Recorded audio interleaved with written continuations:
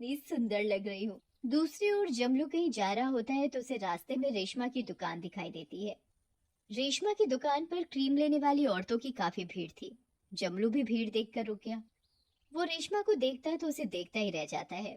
उसे रेशमा पहले से भी ज्यादा खूबसूरत लग रही थी। वो मन ही मन सोचता है, गांव की औरतें दिन पर दिन बदसूरत होती जा रही हैं और रेशमा खूबसूरत, आखिर चक्कर क्या है। और वो अपने काम के लिए निकल जाता है। आगे चलकर जमलू को रास्ते में राजा मिलता है। और जमलू भाई कैसे हो?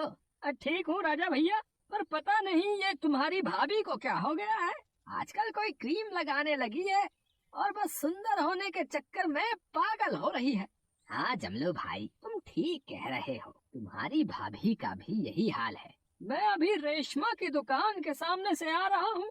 वैसे रेशमा है बहुत सुंदर, कोई भी देखे तो देखता ही रह जाए।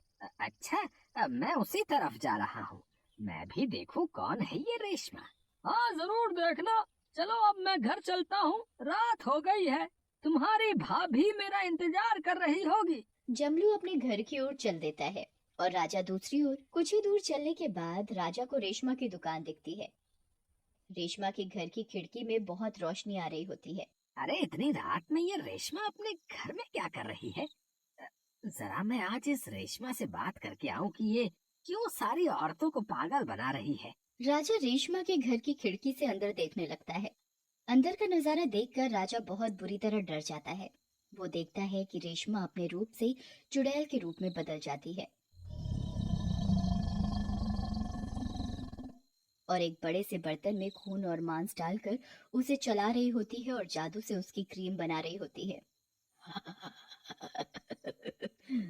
अब गांव की औरतों की सारी सुंदरता खत्म हो जाएगी और मैं दिन पर दिन सुंदर और जवान हो जाऊंगी। हे भगवान, ये तो चुड़ैल है। ये चुड़ैल गांव की सभी औरतों की सुंदरता चुरा रही है और खुद दिन पे दिन सुंदर होती जा रही है। राजा चुपचाप वहां से निकलकर अपने घर चला जाता है और घर पहुंचकर अपनी बीवी को जोर जोर से आवाज देता है। जैसे ही जमलू की पत्नी बिमला सामने आती है, राजू उसे देखकर बहुत डर जाता है और चिल्लाने लगता है। अजी पागल हो गए हो क्या? मैं क्या तुम्हें कोई चुड़ैल नजर आ रही हूँ? लग रही हूँ ना कटरीना कैफ। अब मैं तुम्हें कैसे समझाऊं? तुम सुंदर नहीं और ज्यादा बदसूरत हो गई हो। ये सब उस चुड़ैल रेशमा का करा धरा है। राजा बिमला को सारी बात बताता है। दूसरी ओर जमलू की पत्नी का भी यही हाल होता है, पर जमलू की पत्नी काली तो पूरी चुड़ैल लगने लगी थी। गांव के सभी आदमी रेशमा की क्रीम से परेशान होकर आपस में बात करते हैं। अरे भाई, ये रेशमा कोई खूबसूरत औरत नहीं है, बल्कि एक चुड़ैल है। मैंने अपनी आँखों से उसे रात में तांत्रिक पूजा करते देखा है।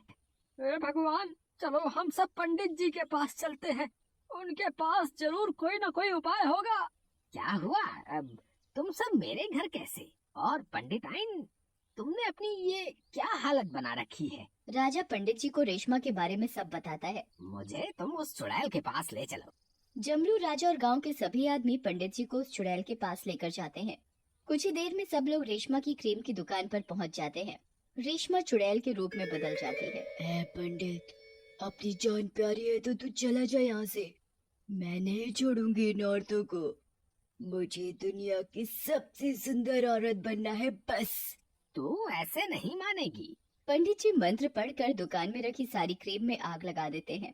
आग लगते ही चुड़ैल जलकर मर जाती है और गांव की औरतें ठीक हो जाती हैं।